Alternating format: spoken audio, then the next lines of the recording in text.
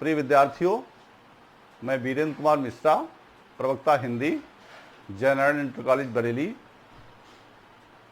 द्वारा चलाई जा रही ऑनलाइन कक्षाओं में आपका पुनः स्वागत करता हूं। आपने इससे पहले बिहारी लाल का शीर्षक पढ़ा था। बिहारी लाल का आपने 9 दोहों तक अध्ययन कर लिया था। अब हम लोग दूसरे इस वीडियो में 10वें दोहे से लास्ट तक इसको कवर करेंगे। ध्यान से पूरा वीडियो अंत तक देखते हुए चलें, समझते हुए चलें। इसमें छोटे छोटे प्रश्न भी बन जाते हैं, कुछ काव्य सौंदर्य भी आ जाता है। अधिकतर प्रश्न ही पूछे जाते हैं, इसलिए प्रश्नों पर अधिक ध्यान दें। और अलंकार भी है, कोई छंद है, कोई भाषा शैली है, कोई रस है, इस प्रकार से भी समझते हुए चलिए, क्योंकि सारी परीक्षाएं आपकी इस डिजिटल क्लास के आधार पर ही चलने वाली हैं। साथ ही साथ इससे संबंधित कुछ प्रश्नावली है, कोई पद्यांशों के प्रश्न हैं या फिर परिचय है कवि का। इसको अगर समझना है तो डिस्क्रिप्शन में लिंक दे दिया है, और उस लिंक पर जाकर के आप व्हाट्सएप से जुड़ सकते हैं और आपको पीडीएफ भी लिखने और पढ़ने के लिए मिल जाएगी। ध्यान से समझते हुए चलिए, आइए देखते हैं। औंधाई सीसी सुलख विरह बरन विल्लाद। चूंकि बिहारी लाल श्रृंगार के कवि हैं, भक्ति और श्रृंगार के, और इन्होंने छोटे छोटे दोहों में बहुत बड़ी बड़ी विस्तृत बात को समाने की कोशिश किया। जैसे गागर में सागर भरने का प्रयत्न इन्होंने किया। कहा जाता है कि सतसैया के दोहरे ज्यों नाविक के तीर, और देखत में तो छोटे लगे लेकिन घाव करें गंभीर। बहुत ही गहरी चोट करने वाले हैं, गहरा भाव व्यक्त करने वाले हैं। और बिहारी का जो वाणी का चातुर्य है, वाग वैदग्ध्य है, वो तो बहुत ही अवर्णीय है। रीतकाल के कवि हुए हैं, और कहीं कहीं पर नायक और नायिका को लेकर के बात कही जा रही है, लेकिन कहीं पर कृष्ण को अवलंब मान लिया है। कृष्ण को अवलंब मान करके जो है नायक नायिका के भाव को भी व्यक्त किया गया है। इस प्रकार ये श्रृंगारी कवियों में हैं। तो आइए देखते हैं। तो औंधाई सीसी सुलख विरह बरन विल्लाद। कोई सखी जो है अपनी सखी को विरह में जलती हुई और बिलबिलाती हुई व्याकुल अवस्था में देखती है, तो उसमें नायक ने जो है, उसने किसी प्रिय ने जो विरह से जलती हुई नायिका को देख करके गुलाब जल की शीशी को ही उस विरहिणी के ऊपर, उस विरह पीड़ित नायिका के ऊपर, उस शीशी को ही वो उलट देता है। लेकिन बिचही सूखी गुलाब, लेकिन वो विरह की तपन इतनी अधिक है उस नायिका में कि वह गुलाब जल जो है वो बीच में ही वाष्पित हो जाता है, बीच में ही सूख जाता है। उसकी एक छींट भी, एक बूंद भी उस नायिका को स्पर्श नहीं कर पाती। तो बिहारी ने देखा है कि विरह की इतनी पराकाष्ठा, विरह को इतना अधिक विरह ताप के लिए बढ़ा करके कहा गया है कि कहीं पर अतिशयोक्ति, अत्युक्ति के भाव भी इसमें प्रकट हो जाते हैं। अतिशयोक्ति अलंकार, अत्युक्ति अलंकार का भाव भी इसमें आ जाता है। अनुप्रास भी है और पूरा दोहा छंद है। वियोग श्रृंगार में लिखा गया है, मुक्तक शैली है। ऐसे सारे काव्य सौंदर्य को देखते और समझते हुए आप लोग चलें। अगला देखें। करी विरह ऐसी तऊ गैलन छाड़त नीच, दीने हूं चश्मा चखन चाहे लहन नीच। नायिका जो है वो विरह अवस्था में बहुत दुर्बल हो रही है, बहुत कृशकाय हो रही, बहुत कमजोर हो रही है, पतली दुबली हो रही है। तो करी विरह ऐसी तऊ गैलन छाड़त नीच। नायिका के भाव इसमें व्यक्त किए गए हैं कि विरह ने मुझको ऐसा कर दिया है। दूसरी सखी उस कह रही है कि विरह ने उसको इतना दुर्बल कर दिया है। और गैलन छाड़त नीच, फिर भी ये जो नीच मृत्यु है ये गैल नहीं छोड़ता। गैल माने पीछा। फिर भी ये जो नीच मृत्यु है ये पीछा नहीं छोड़ता है। भक्ति श्रृंगार शीर्षक है, भक्ति श्रृंगार, और बिहारी लाल का है। तब भी ये जो विरह है ये पीछा नहीं छोड़ रहा है। दीने हूं चश्मा चखन चाहे लहन नीच मीच। जो मृत्यु है वह अपने आंखों पर चश्मा लगा करके भी इसे नहीं खोज पा रहा है। चाहे लहन मीचू, नायिका भी मृत्यु चाहती है, फिर भी जो दीन दुर्बल होने के कारण, बहुत कमजोर होने के कारण, बहुत कृशकाय होने के कारण जो मृत्यु है वो आंखों पर चश्मा लगा करके भी इसको खोज नहीं पा रहा है। अब आप देख रहे मृत्यु का मानवीकरण कर दिया है, मृत्यु का मानवीकरण कर दिया है। जैसे मृत्यु जो है वो कोई पुरुष है या कोई स्त्री है, इसका मानवीकरण कर दिया। मानवीकरण क्या है? जहां पर किसी भी प्राकृतिक चीज में मानव के क्रियाकलापों का आभास कराया जाए, अनुभव कराया जाए, तो वहां पर वो मानवीकरण हो जाता है। तो यहां पर ऐसा लगता है कि मृत्यु जो है वो आंखों पर चश्मा लगा हुए खोज रहा है नायिका को, लेकिन वह चाहते हुए भी मृत्यु उसे नहीं ढूंढ पा रही है। इसमें आप देखें हैं कि अतिशयोक्ति भी है, मानवीकरण भी है, अनुप्रास भी है, अतिशयोक्ति का भाव भी है, अतिशयोक्ति है, मानवीकरण है, मानवीकरण, अनुप्रास भी है। ऐसे करके अलंकार इसमें मिल रहे हैं। करते हुए चलें। ब्रज भाषा में है, मुक्तक शैली है और वियोग श्रृंगार, जिसको विप्रलंब कहते हैं, विप्रलंब श्रृंगार है, रस है, विप्रलंब श्रृंगार रस है, जिसको वियोग श्रृंगार कह सकते हैं। इस तरीके से पूरा स्क्रीनशॉट आप ले लीजिए और साथ साथ में चलते जाइए। छोटे छोटे प्रश्न भी बन जाते हैं कि मृत्यु किसे खोज रहा है? तो मृत्यु नायिका को खोज रहा है। विरह ने नायिका को कैसा बना दिया है? विरह ने नायिका को दीन दुर्बल, बिल्कुल ही कृशकाय बना दिया है। ऐसे छोटे छोटे प्रश्न बनते जाते हैं। आइए अगले दोहे को देखते हैं। पिए के ध्यान गही रही, रही बही हुई नाच, और आप ही आरसी लख रीझत रिझवार। अब इसमें आप देखें कि कोई जो नायिका है वो अपने प्रियतम के ध्यान में इतना लीन है कि वह तद्रूप हो गई है, वह उसके ही रूप में अपने को मानने लगी है। अपनी शुद्धबुद्धि तो भूल गई है और अपने को प्रियतम के रूप में ही मानने लगी है, अपने को ही प्रियतम समझने लगी है। और आप ही आरसी, और दर्पण में वो अपने प्रतिबिंब को निहारती है और लख रीझत रिझवारी, और वो प्रेम करने वाली जो स्त्री है, नायिका है, वह अपने ही रूप पर न्यौछावर हो जाती है, अपने ही प्रतिबिंब से प्रेम करने लगी ही, अपने ही रूप पर आसक्त हो जाती है, क्योंकि वह शुद्धबुद्धि खो बैठी है और अपने ही प्रतिबिंब को अपना प्रियतम मान लेती है, और उसी प्रकार के प्रेम क्रियाकलापों का जो है उसमें सांकेतिक वह प्रेम व्यापार करती है। तो इस प्रकार जो नायिका है वो अत्यधिक प्रेम करने, मुग्धा नायिका है। वो नायिका के भी प्रकार हैं, कहीं मुग्धा नायिका है, कहीं प्रोषिता नायिका है। इस प्रकार बिहारी ने नायिकाओं के भी अनेक भेद कर दिए हैं।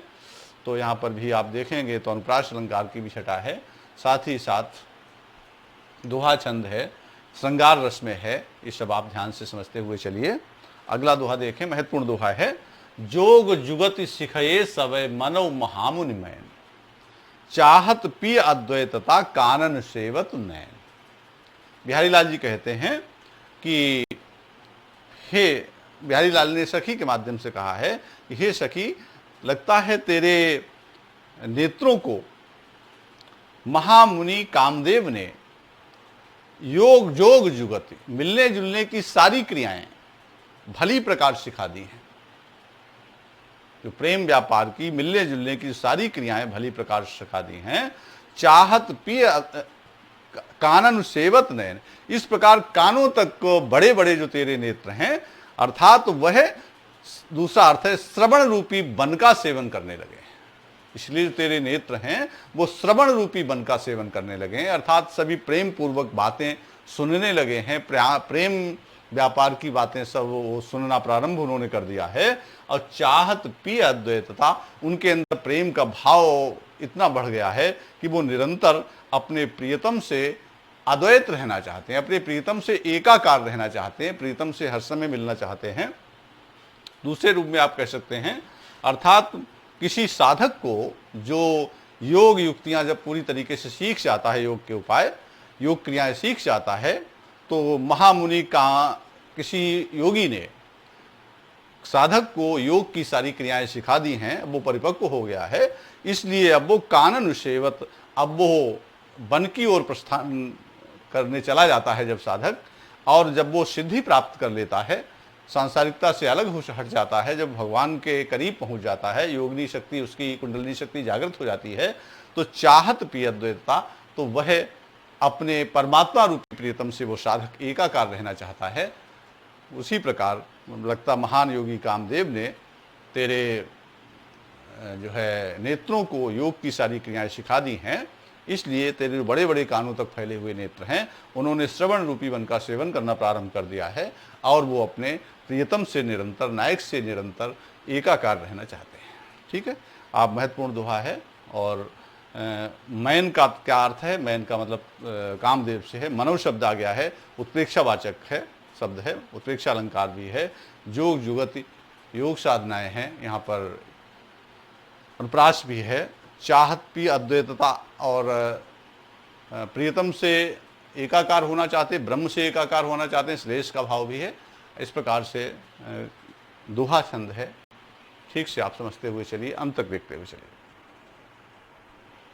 मूड़ मुड़ाए हु रहे परहु पीठ कछु भावी।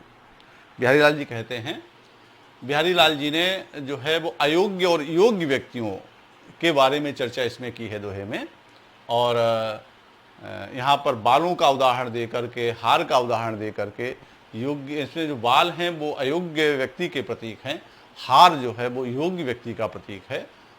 तो मूड़ मुड़ाए चढ़ाए हु रहे परहु पीठ कछ भार। बिहारी लाल जी कहते हैं जैसे कि जो बाल होते हैं, बालों का जो गुच्छा है उसे शीश पर रखते हैं, सबसे ऊंचा स्थान देते हैं, लेकिन जिस समय बाल खुल जाते हैं या ढीले हो जाते हैं तो वह पीठ की ओर गिर जाते हैं, पीछे नीचे की ओर गिर जाते हैं। उसी प्रकार जो योग्य अयोग्य व्यक्ति है उसे कितना भी ऊंचा स्थान दे दिया जाए, लेकिन वो सदैव पतन की ओर जाता है, वो उत्थान नहीं कर पाता, ऊंचा स्थान पर स्थित नहीं रह पाता।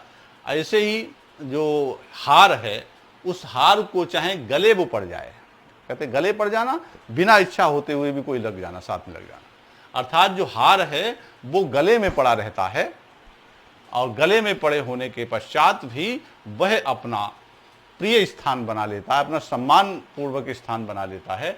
उस प्रकार जो योग्य व्यक्ति है वो किसी भी स्थान पर रख दिया जाए, उसे पैर रखने की जगह मिल जाए, बस वह सबको अपना बना लेता है, सम्मान का स्थान पा लेता है।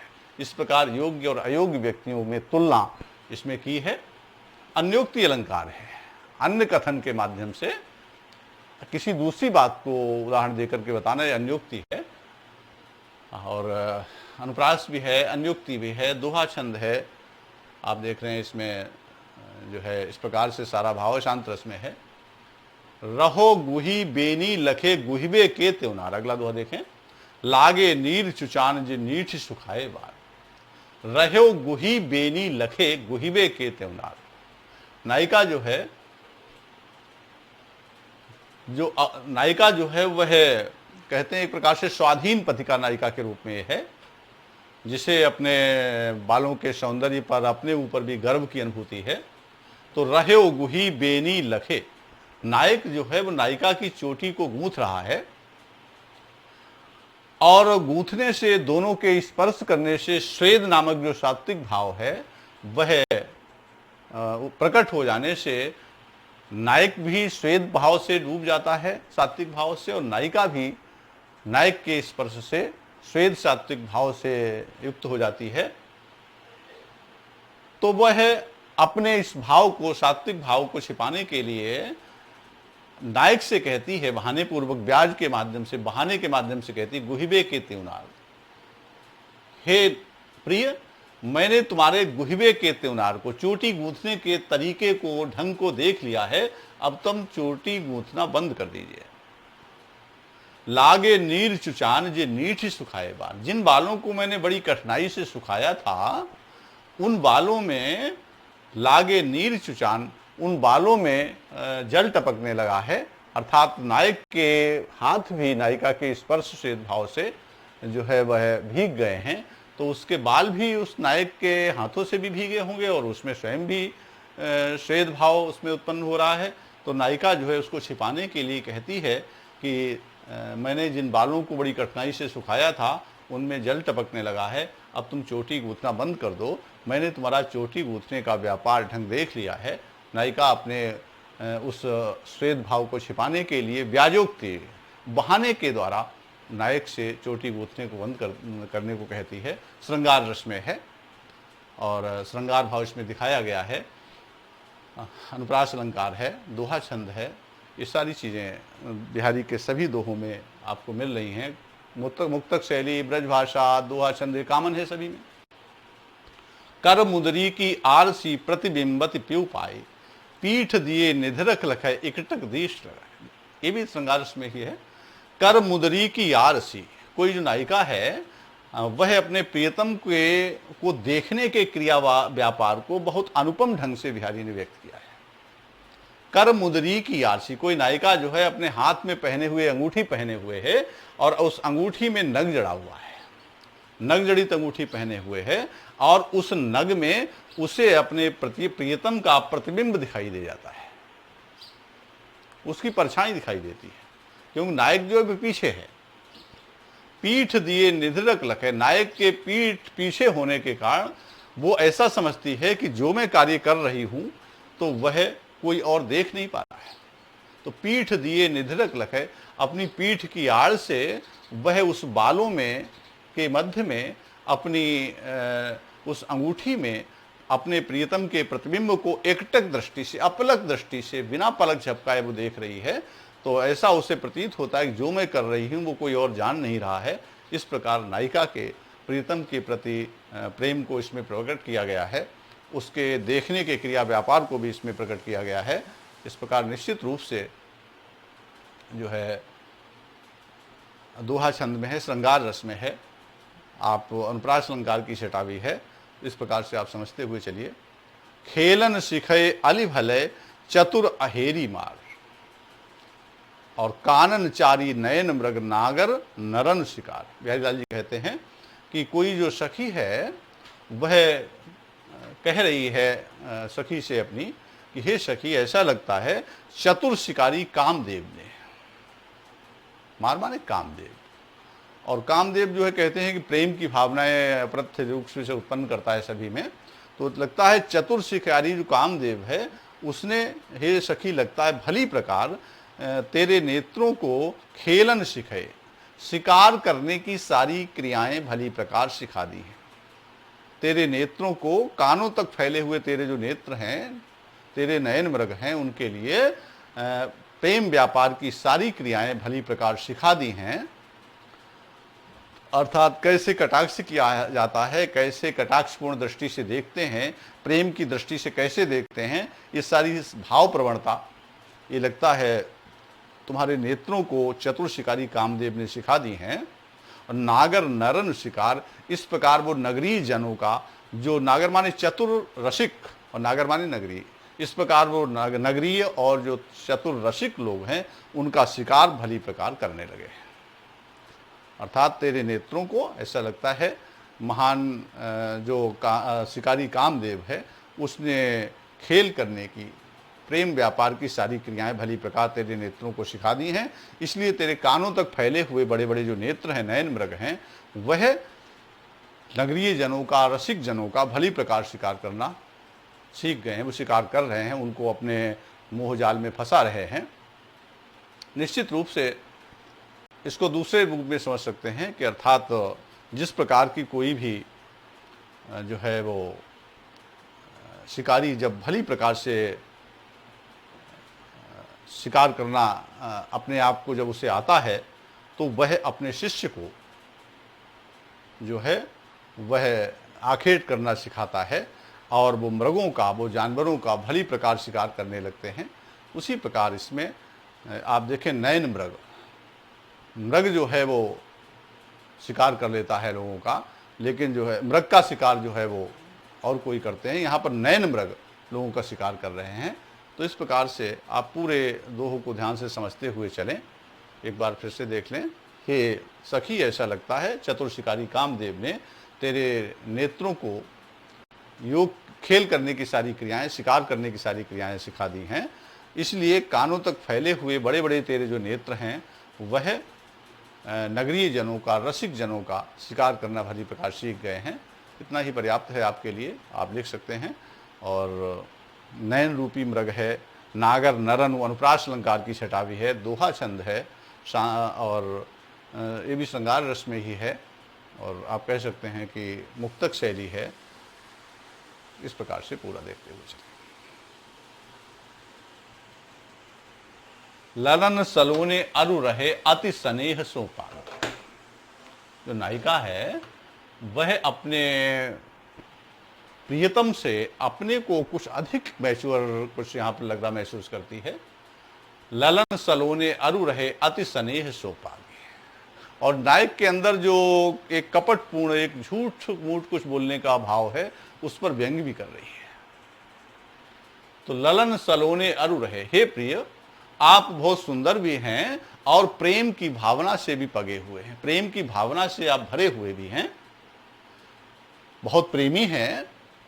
तनक कचाई देत दुख, लेकिन थोड़ा सा जो कच्चापन है, थोड़ा सा वो आपका जो झूठ मूठ की बातें करना है, थोड़ा सा जो आपका कपटपूर्ण जो व्यवहार है, जो आप किसी और से भी प्रेम करते हैं उसको छिपाने का जो आपका कार्य व्यापार है, वह मुझे दुख दे रहा है। उसी प्रकार जैसे सूरन की जो सब्जी है तेल में, घी में, सभी में तली जाती है, लेकिन अगर थोड़ी सी भी कच्ची रह जाती है तो मुंह को काटती है।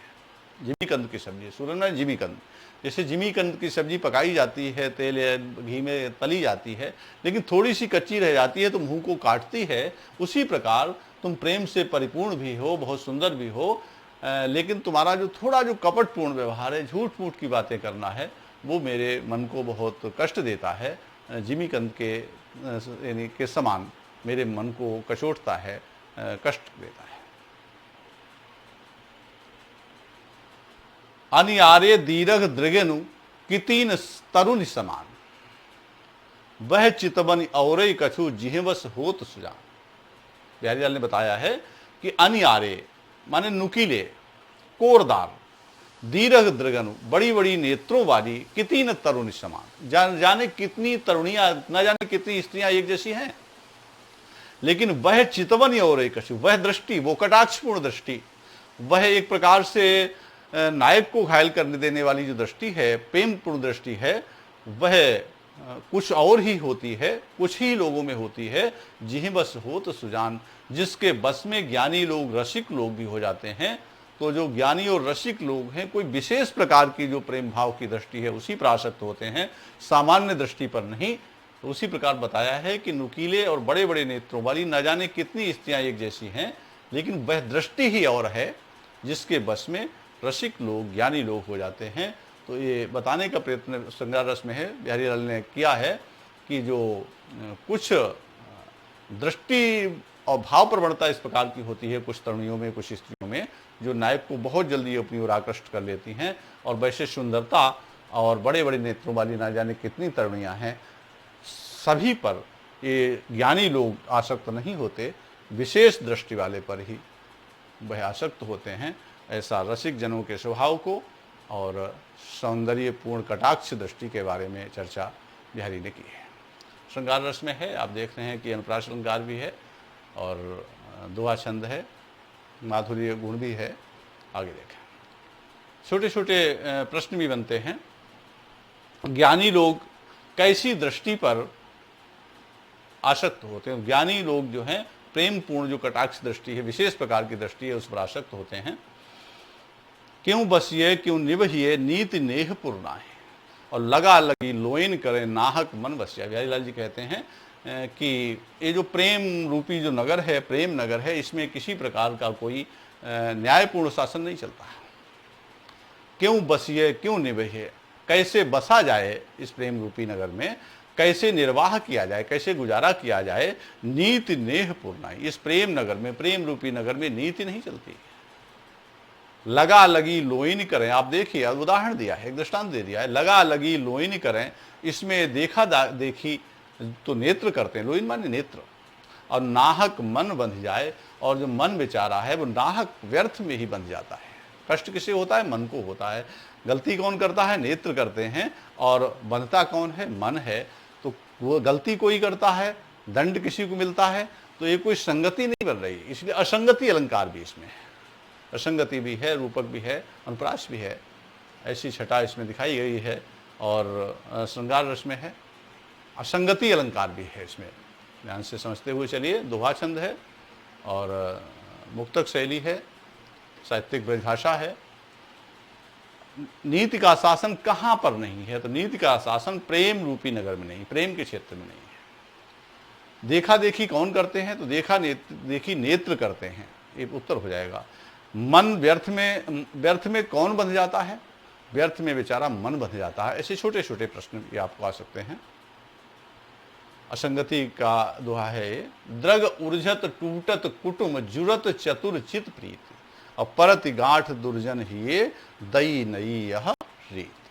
प्रस्तुत इसमें देखें कि बिहारी लाल जी कह रहे हैं कि द्रग उर्जत टूटत कुटुम, जिस समय परस्पर दो प्रेमियों के नेत्र आपस में उलझते हैं, मिलते हैं, तो टूटत कुटुम, तो उनके परिवार टूट जाते हैं। इसमें भी असंगति अलंकार का ही कोई यष्ट किया है। और प्रेम की एक बहुत ही विचित्र बात को इसमें बताया गया है, स्वभाव को, कि किसी को प्रेम होता है, किसी के चित्त में गांठ पड़ती है, किसी को ईर्ष्या होती है, किसी के परिवार टूटते हैं। तो ये एक क्रिया कहीं हो रही है, उसका प्रभाव कहीं पड़ रहा है, तो ये भी असंगति है। द्रग उर्जत टूटत, जब कभी परस्पर दो प्रेमियों के नेत्र आपस में मिलते हैं तो उनके परिवार टूट जाते हैं, परिवार से संबंध विच्छेद हो जाते हैं। जुरत चतुर चित प्रीत, जब चतुर लोगों के चित्त में प्रेम का भाव जब जुड़ता है तो परिवार टूट जाते हैं। परति गांठ दुर्जन, ये जो दुष्ट स्वभाव के लोग हैं, जो संदेह करने वाले लोग हैं, निंदा करने वाले लोग हैं, उनके गांठ में, हृदय में ईर्ष्या की गांठ पड़ जाती है।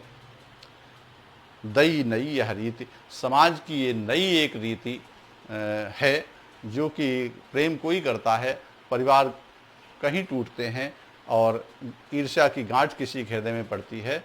ये एक समाज की एक नई विचित्र रीति है। इस प्रकार इसमें भी असंगति अलंकार है। छोटे छोटे प्रश्न भी है।